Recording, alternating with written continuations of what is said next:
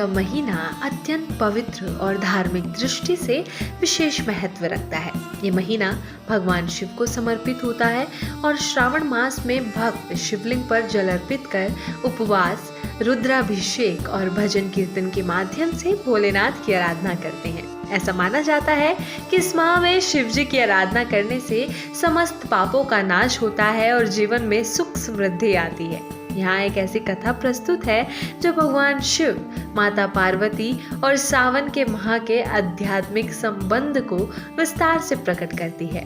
प्राचीन काल की बात है, जब सृष्टि की रचना आरंभ हुई थी, देवी सती ने अपने पति भगवान शिव को दक्ष यज्ञ में अपमानित देखकर योगाग्नि में आत्मदाह कर लिया था। उनके शरीर का अंत हो गया, लेकिन आत्मा पुनः हिमालय के घर पुत्री बनकर जन्मी। नाम रखा गया पार्वती।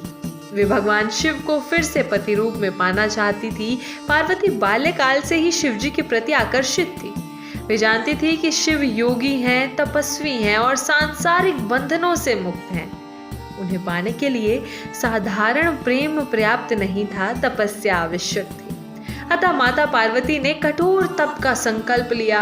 हिमालय की कठिन गुफाओं में, जहां बर्फ की मोटी चादरें बिछी थी, जहां कोई मानव न पहुंच सके, वहां पार्वती ने कई वर्षों तक केवल फल, फूल और फिर अंत में केवल वायु पर जीवन यापन कर तप किया।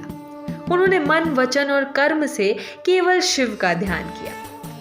एक समय ऐसा आया जब श्रावण मास आरंभ हुआ। वर्षा का मौसम, प्रकृति में नमी, ठंडक और हरियाली। ये वो समय था जब शिव जी कैलाश छोड़कर गंगा जल पीने और वन भ्रमण करने निकलते थे। पार्वती ने देखा कि श्रावण मास में प्रकृति जैसे स्वयं शिव का स्वागत करती हो। हर वृक्ष, हर जलधारा, हर पुष्प शिवमय हो जाता था। माँ पार्वती ने श्रावण मास के पूरे महीने प्रतिदिन व्रत रखना आरंभ किया।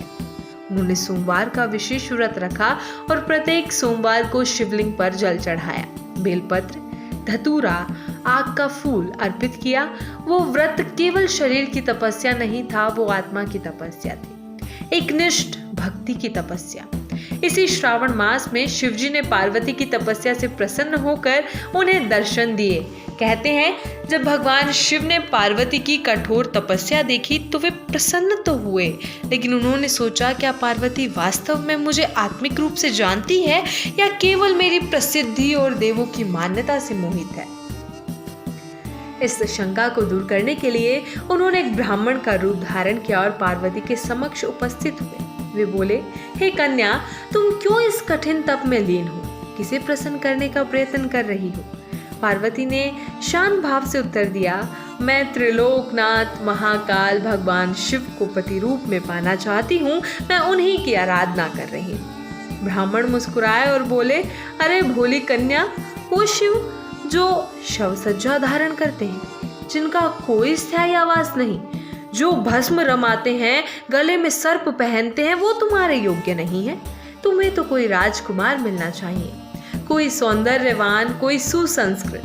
पार्वती ने दृढ़ स्वर में उत्तर दिया, हे ब्राह्मण देव, आप कुछ भी कहें, लेकिन मेरी भक्ति सच्ची है, मेरी भावना स्थिर है। शिव मेरे लिए केवल योगी नहीं, वे मेरे आत्मिक पुरुष हैं। उनकी ही आराधना करती हूँ और उन्हीं को वर रूप में प्राप्त करूंगी। ये सुनते ही भगवान शिव अपने वास्तविक रूप में प्रकट हो गए और बोले, हे पार्वती, तुम्हारी भक्ति, तप और निष्ठा से मैं अत्यंत प्रसन्न हुआ हूँ। मैं तुम्हें पत्नी रूप में स्वीकार करता हूँ।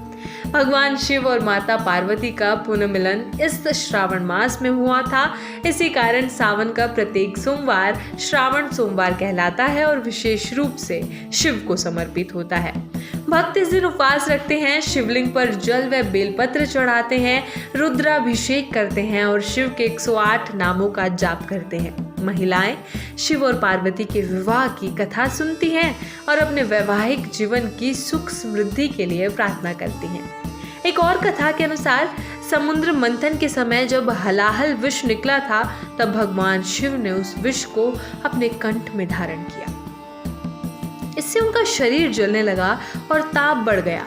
तब सभी देवताओं ने उन्हें शांत करने के लिए गंगा जल अर्पित किया। तभी से परंपरा शुरू हुई कि श्रावण मास में भक्त शिवलिंग पर गंगा जल चढ़ाकर शिव को शांत करते हैं।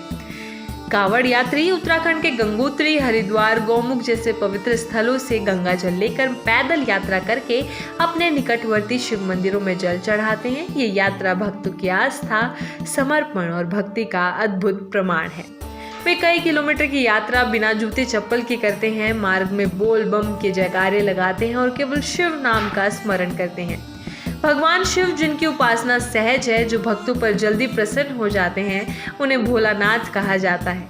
सावन मास में उनकी आराधना करना केवल एक धार्मिक प्रक्रिया नहीं, बल्कि आत्मा को शुद्ध करने का मार्ग है। ये वो समय होता है जब प्रकृति स्वयं शिव में होती है और भक्त अपनी श्रद्धा से शिव को हृदय में स्थापित करते हैं। ये कथा हमें ये सिखाती है कि सच्ची भक्ति, निष्ठा और संयम से भगवान को प्राप्त किया जा सकता है। पार्वती की तरह जब हम भी जीवन में किसी लक्ष्य के लिए सच्चे मन से प्रयास करें, तप करें, तो सफलता अवश्य मिलती है। श्रावण मास केवल पर्व नहीं, यह आत्मा को शिव में विलीन करने का एक अवसर है।